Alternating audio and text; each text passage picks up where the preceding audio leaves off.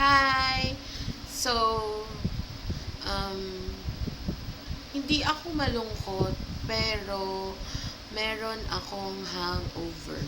So, kitang-kita naman doon sa title ng vlog ko, hangover. Um, di ba nga, last time, or sa mga videos ko, sabi ko, sa may birthday video ko ata yun, sabi ko, October 6, yung birthday celebration ko. So, kahapon yun, kaya, yun, syempre, pag birthday celebration, may magpapainom talaga, or magpapainom talaga yung birthday celebrant. So, ako, after ng dinner, nag-inuman kami ng mga cousins ko, tsaka friends. Nag-film ako dito sa sala namin. Actually, nakaupo ako ngayon dito sa TV area. Sorry kung nagre-reflect, talagang hindi ko kayang magsuot ng contact lens. Tapos, sinisipon ako, siguro magkakasakit ako. Bago natin pag-usapan or magbigay ako ng random talk about hangover, papakita ko lang sa inyo yung mga gifts na natanggap ko kahapon. Actually, konti lang siya. Kaya super ikli lang nito. Yung iba kasi na nabuksan ko na, so na-unbox ko na siya. So, dito nakalagay yung mga gifts. Actually, dito nilagay yung isang gift nung classmate ko. So, dito ko na lang, nung friend ko, so dito ko na lang nilagay lahat.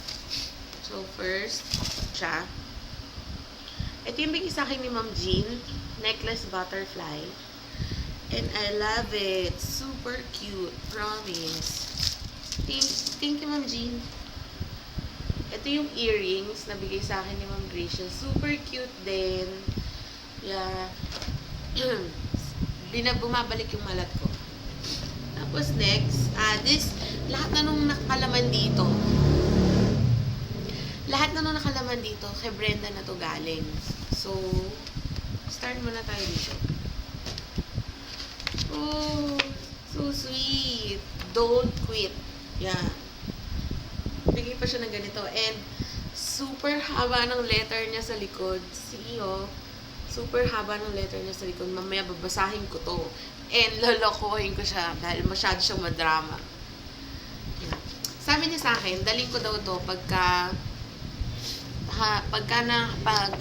OJT na ako. Kasi ang OJT ko is sa Las Vegas. So, hindi pa ako 100% sure kasi nagdadalawang isip pa ako, pero sana matuloy. Wish me luck. March yun.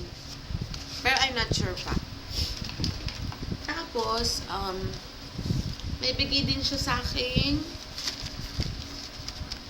earrings. Yeah. Wow, so cute. Dangling. See, oh. Bigay niya sa akin, dangling. So cute. And meron pa siyang flower hero. Yeah. And, tapos, yung last na binigay niya sa akin is a makeup brush. Yeah, super cute. Parang siyang Eco Tools.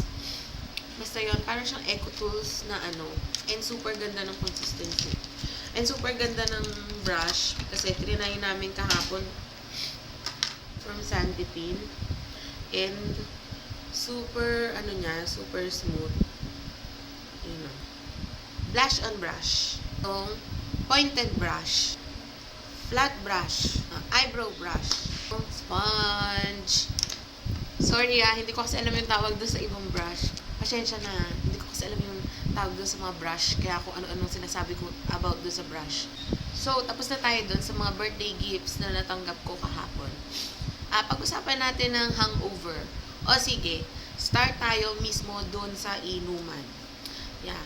Doon sa inuman, super saya. Alam mo yung pag-una pa lang na umiinom ka, tapos tinanong ka kung lasing ka na, sabi mo hindi pa.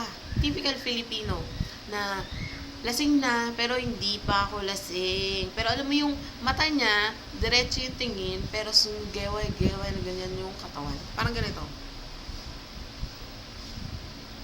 Pero ako naman kasi, mataas yung dosage ko sa alak. Kaya, pagka yung mga kainuman ko, lasing na, ako normal pa. So, ako yung naghahatid sa kanila, ako yung taga-drive, ako yung taga-ligpit, basta ako. Kasi sila, hindi na nila kaya, lasing na sila. Yun,